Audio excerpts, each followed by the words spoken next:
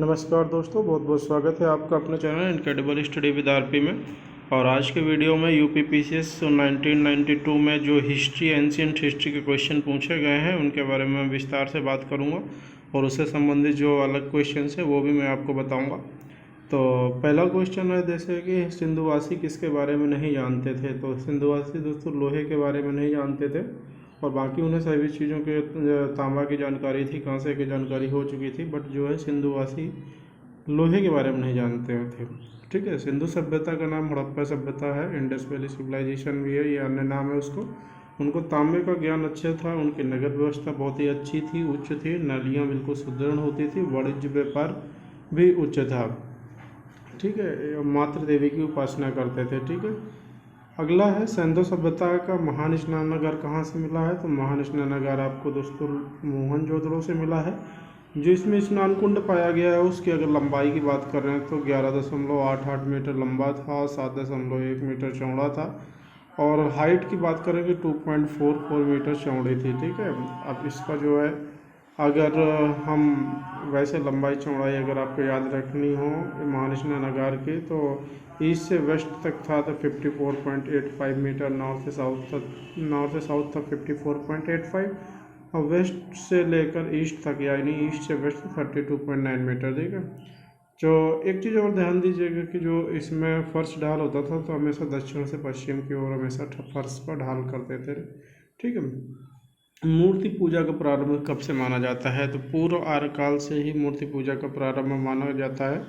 ठीक है, और इसके बाद है हड़प्पा वासियों ने मूर्ति पूजा का सबसे पहले जो है प्रारंभ माना जाता है हड़प्पा वासियों से, यानी मैंने ऊपर बताया आपको सिंधु सभ्यता में मातृ देवी की पूजा होती थी। तो पूर्व आर्यकाल का मतलब क्या हुआ, पूर्व आर्यकाल के पहले, पूर्व आर्यकाल का एक तरह से वैदिक सभ्यता से रिलेट करते हैं। अगर इसके पहले की बात करें तो हम जाएंगे सिंधु सभ्यता में, अर्थात सिंधु सभ्यता से ही उनको मूर्ति पूजा की जानकारी होने लगी थी। ठीक है, आर्यों के समय मूर्ति पूजा प्रारंभ मानी जाती है, उत्तर वैदिक काल से फिर मानी जाती है। ठीक है, इसके आगे देखते हैं बुद्ध काल में गंगा घाटी में 10 गणराज्यों के अस्तित्व के प्रमाण कहाँ से मिलते हैं आपको।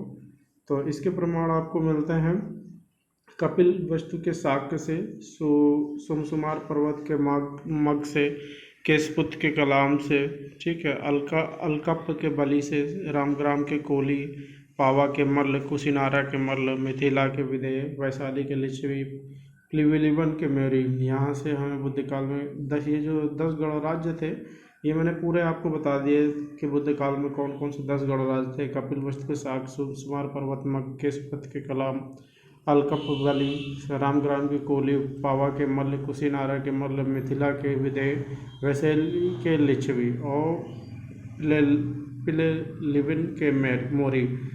इसमें से जो क्वेश्चन पूछा गया था, क्वेश्चन इस तरह से था कि इनमें से बुद्ध काल में गंगा घाटी में जो 10 गणराज्य थे उनमें से निम्न में से कौन नहीं था, उस तरह से क्वेश्चन पूछा गया था।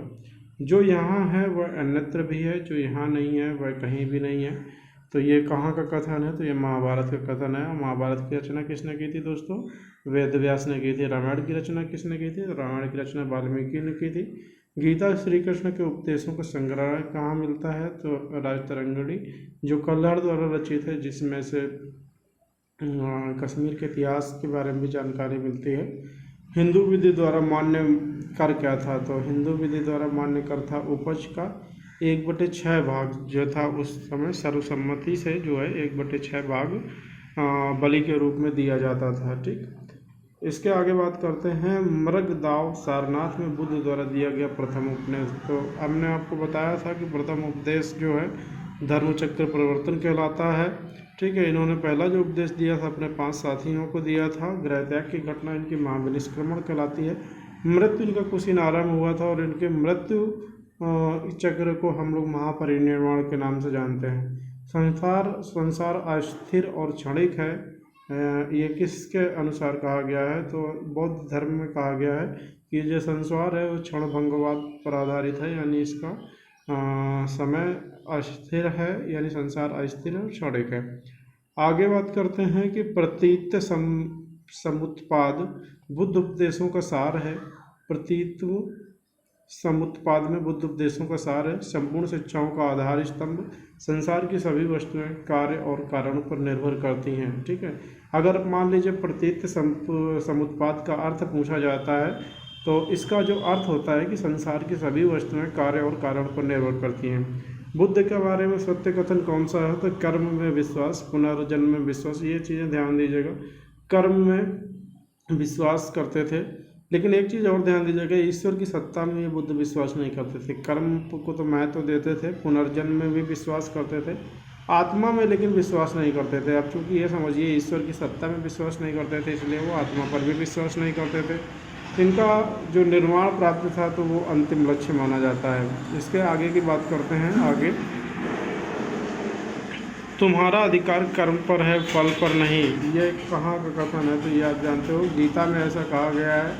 ठीक है, भगवान कृष्ण ने अर्जुन को उपदेश दिया था, तब उन्होंने कहा था कि तुम्हारा जो अधिकार है सिर्फ कर्म पर है और अन्य किसी चीज़ पर नहीं है। महाभारत के भीष्म पर्व का अंश है। ठीक है, ये गीता क्या है? तो महाभारत के भीष्म पर्व का अंश माना जाता है। पाणिनि के लेखक अष्टाध्यायी है। वात्स्यायन के रचनाकार काव्यसूत्र हैं। अर्थशास्त्र कौटिल्य ने लिखा था। राजतरंगी कल्हड़ ने लिखा था। ठीक है, अर्थशास्त्र जो कौटिल्य ने लिखा था। ठीक है, तो कौटिल्य के कई सारे नाम थे, मैं आपको बता दूं। उनका नाम विष्णुगुप्त था। चंद्रगुप्त मौर्य का नाम था विष्णुगुप्त। कौटिल्य का दूसरा नाम चाणक्य भी है और इनको विष्णुगुप्त के नाम से भी जानते हैं। और मौर्य वंश के इतिहास के बारे में इन्होंने लिखा है। मौर्य वंश में कैसा इतिहास था, सामाजिक, आर्थिक और राजनीतिक जीवन के बारे में बेसिकली इन्होंने फोकस किया है। आर्थिक और राजनीतिक जीवन के बारे में इन्होंने बताया है। ठीक है, तो ये हो गया। इसके आगे चलिए अगला क्वेश्चन देखते हैं। अगला क्वेश्चन है कि विक्रम संवत का प्रारंभ कब से माना जाता है? तो विक्रम संवत को आपको बता दूं कि इसका जो टाइम पीरियड है 58 BC से माना जाता है। और इसके पहले मैंने आपको शक संवत बताया था, और शक संवत का जो माना जाता है 78 AD से माना जाता है। ठीक है, शक संवत की स्थापना जो विक्रमादित्य का टाइम पीरियड था उस समय, तब से जो है शक संवत का कनिष्क का शासन काल चल रहा था, यानी कुषाण वंश चल रहा था, तब से जो है शक संवत का प्रारंभ माना जाता है 78 AD से। विक्रम संवत की स्थापना कब हुई थी? तो 58 BC से प्रारंभ माना जाता है। उज्जैन राजा विक्रमादित्य द्वारा विक्रम संवत का जो है प्रारंभ माना जाता है। बुद्ध की खड़ी प्रतिमा के उल्लेख कहाँ से मिलता है? तो कुषाण काल में यह बुद्ध की खड़ी प्रतिमा बनाई गई थी। मथुरा से बुद्ध एवं बोधिसत्व की खड़ी व बैठी मुद्रा में बनी हुई मूर्तियां का उल्लेख मिलता है। गुप्तकालीन स्वर्ण मुद्रा कौन सी थी? तो गुप्तकालीन स्वर्ण मुद्रा का नाम होता था दिनार।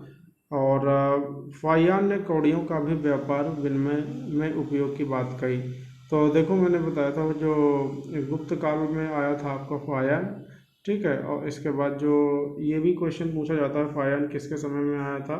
तो ये गुप्त काल में फाहियान आया था। और इसके बाद जो हर्षवर्धन था, हर्षवर्धन के समय में जो है ह्वेन-सांग जो है आया था।